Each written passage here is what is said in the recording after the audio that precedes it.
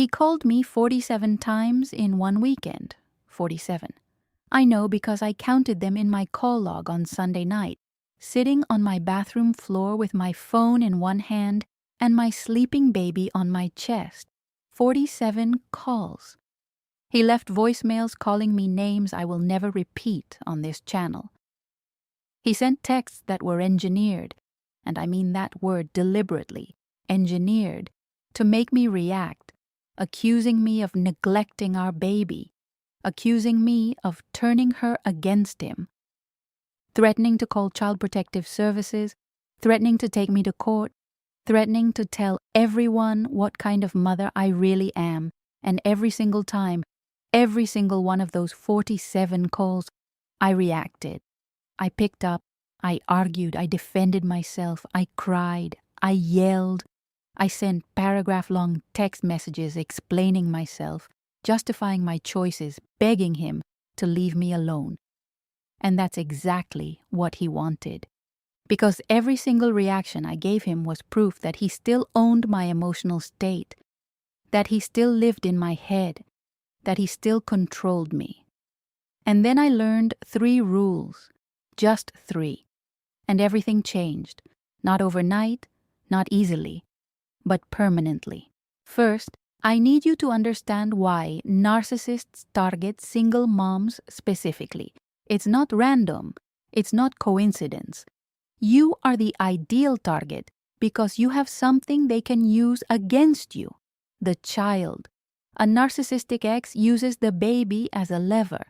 Every custody threat, every accusation about your parenting, every late-night text questioning whether you're a fit mother, it's all designed to control you through the thing you care about most. He doesn't actually want the baby at 3 a.m. He doesn't want to do the work. He wants you afraid. He wants you up all night worrying. He wants you second-guessing every decision because a controlled, fearful, exhausted woman is a woman who doesn't fight back. And that's where he needs you to stay. Rule number 1, the business partner approach. From this exact moment, he is not your ex. He is not the man who hurt you. He is not someone you owe an explanation to. He is a business partner you are legally required to interact with regarding one shared project, your child. And business partners receive business communication. Pickup is Saturday at 5. She has a doctor's appointment Tuesday at 10. Please return the car seat by Thursday. Period. End of message. No emotion. No explanation. No defense of your choices. No response to accusations. If his message contains a logistical question or need, you respond to the logistics only and ignore everything else. If his message is entirely emotional, insults, guilt trips, threats, manipulation, you do not respond. You screenshot it, you save it, and you close the message. I know this feels impossible. Every atom in your body wants to defend yourself, wants to type back. That's not true. Here's what really happened. But every time you do, you're giving him what he came for. Proof that he still matters enough to make you react. Stop feeding the machine. Rule number 2, gray rock. This is a psychological technique specifically developed for interacting with narcissistic individuals, and it is devastatingly, beautifully effective. The concept is elegant in its simplicity. You become the most boring person in the world. Every interaction is flat, emotionless, short, unremarkable. Okay, noted. I'll check. That works. Fine. No inflection, no defensiveness, no engagement beyond the absolute minimum. He says, I heard you've been leaving the baby with strangers. You say, she's well cared for. Is there a schedule change I should know about? Boring. Factual. Empty of anything he can grab and twist. Here's the science behind it. Narcissistic personalities are fundamentally addicted to emotional reactions. Your anger is a drug. Your tears are a drug. Your defensiveness, your explanations, your late-night texts explaining why you're a good mother. All of it feeds his sense of power and significance. Gray rocking removes the drug supply. And without supply, the behavior loses its purpose. He's performing to an empty audience. He's throwing punches at air. Now, I'll be completely honest. When you first start gray rocking, he will escalate. He will try harder. He'll say worse things. He'll increase the frequency of contact. He'll push buttons you didn't even know you had. This phase is called an extinction burst. It's a well-documented psychological phenomenon. When a behavior that used to produce a reward suddenly stops working, the person doubles down before giving up.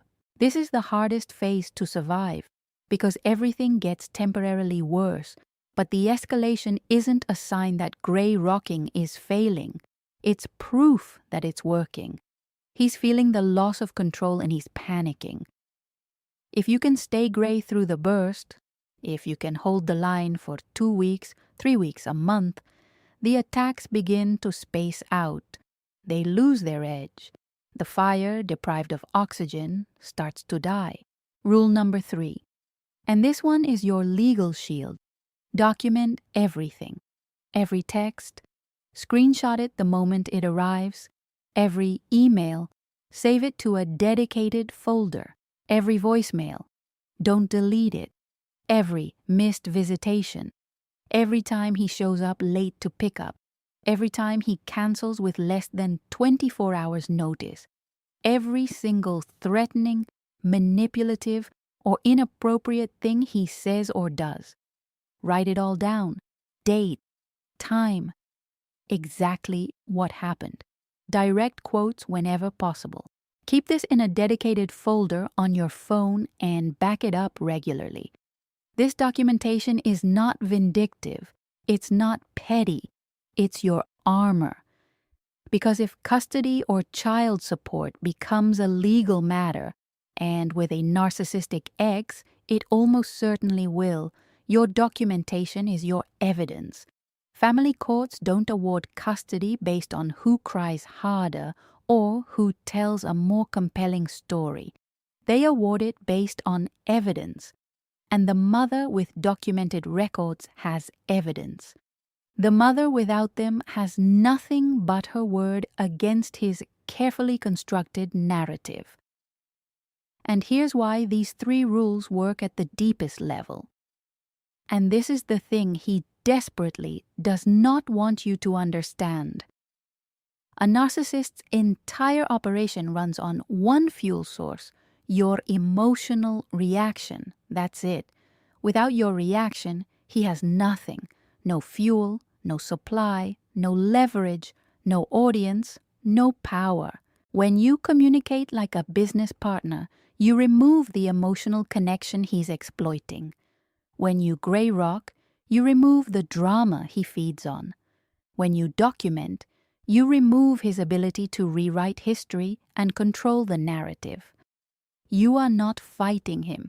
You're not outsmarting him. You're starving him. And a starving narcissist will eventually go looking for food elsewhere. The 3 rules I just gave you are the foundation, the starter tools. But co-parenting with a narcissist over the long term is a complex, ongoing battle that requires deeper tools. Communication templates you can copy and paste for every scenario. Boundary scripts for holidays, emergencies, and unexpected contact. Legal preparation strategies. Emotional healing techniques for recovering from narcissistic abuse. The complete protection framework, built specifically for single mothers dealing with toxic co-parents, goes far deeper than what one video can hold.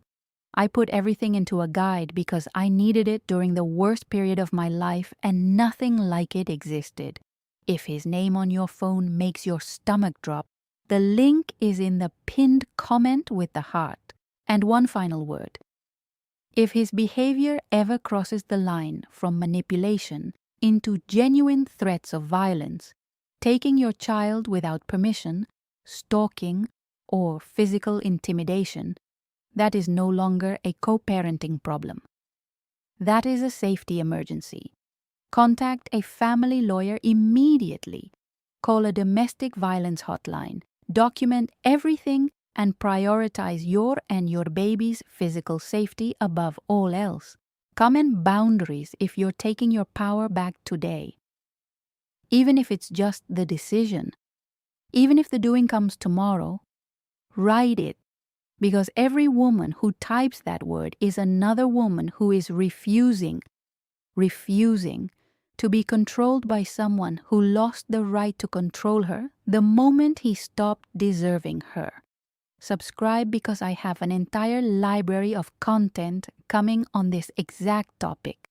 Real strategies, real scripts, real protection for real mothers. Like this video so the mama who's lying awake tonight, sick to her stomach over his latest text, can find this and realize something she might have forgotten. She holds the power. She always did. He just didn't want her to know it.